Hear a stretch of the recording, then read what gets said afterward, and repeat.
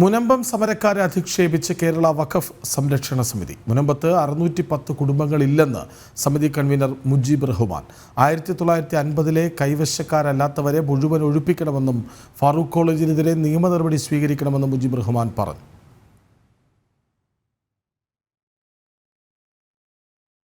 വിവരങ്ങളുമായി ജിജീഷ് കർണാകരനൊപ്പം ചേരുന്നു. ജിജീഷ്, എല്ലാം ഞങ്ങളുടേതാണ്, അവിടെ അത്രയും കുടുംബങ്ങളൊന്നുമില്ല എന്ന് പറയുമ്പോൾ തന്നെ ലക്ഷ്യം വ്യക്തമല്ലേ?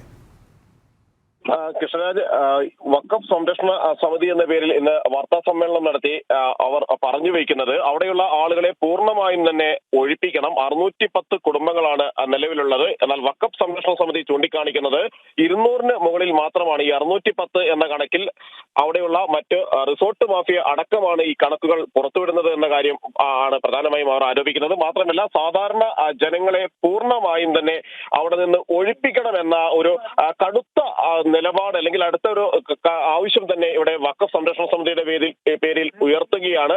അങ്ങനെ മാത്രമല്ല, അവിടെയുള്ള ജനങ്ങളെ മുഴുവൻ അധിക്ഷേപിച്ചുകൊണ്ട് ഈ പറയുന്ന ആളുകളില്ല, ഈ സമരക്കാർ ഉന്നയിക്കുന്ന ആരോപണങ്ങൾ അല്ലെങ്കിൽ അതുമായി ബന്ധപ്പെട്ട് അവർ ഉയർത്തുന്ന പ്രശ്നങ്ങളെല്ലാം തന്നെ അടിസ്ഥാനരഹിതമാണ്. മുഴുവൻ ആളുകളെയും ഒഴിപ്പിക്കുക തന്നെ വേണം. 1950 മുന്നേ അവിടെ താമസിച്ച ആളുകൾ, അത്തരത്തിലുള്ള ആളുകൾക്ക് മാത്രമാണ് അവിടെ തുറന്ന് താമസിക്കാനുള്ള അവകാശമുള്ളത്. മറ്റെല്ലാം തന്നെ വഖഫ് ഭൂമി വാങ്ങി എത്തിയ ആളുകളാണ്. അത് ഫറൂഖ് കോളേജിന്റെ കൈവശത്ത് നിന്നാണ് ഈ ഭൂമി വാങ്ങിയത്. അതുകൊണ്ട് തന്നെ ഇതിൽ ഫറൂഖ് കോളേജ് കൂടി കുറ്റക്കാരാണ് എന്ന കാര്യവും വഖഫ് സംരക്ഷണ വേദി പറയുന്നു. ഫറൂഖ് കോളേജിനെ പ്രോസിക്യൂഷൻ നടപടികൾ സ്വീകരിക്കേണ്ടത് വഖഫ് ബോർഡാണ്. ഇക്കാര്യത്തിൽ ഫറൂഖ് കോളേജിനെതിരെ പ്രോസിക്യൂഷൻ നടപടികളിലേക്ക് കടക്കേണ്ടത്. എന്നാൽ വഖഫ് ബോർഡ് അത്തരം നടപടികളിലേക്ക് കടക്കുന്നില്ല.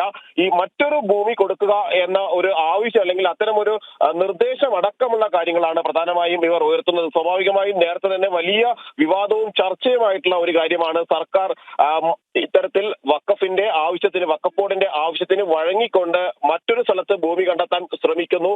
കാസർഗോഡ് അടക്കം അത്തരത്തിൽ ഏക്കർ കണക്കിന് ഭൂമി ഇങ്ങനെ വഖഫ് ബോർഡിന് പതിച്ചു നൽകാൻ നീക്കങ്ങൾ നടക്കുന്നു എന്ന് പറയുമ്പോൾ തന്നെയാണ് വഖഫ് സംരക്ഷണ സമിതിയുടെ പേരിൽ അത്തരമൊരു അല്ല ജിജീഷ്, ഈ വഖഫ് സംരക്ഷണ സമിതിയൊക്കെ മുന്നേ ഉള്ളതാണോ അതോ ഈ പ്രതിഷേധമൊക്കെ വന്ന് നിങ്ങൾ വിട്ടുതരില്ല ഭൂമി എന്ന് ആവർത്തിച്ച് പറയുമ്പോൾ ഉണ്ടായതാണോ?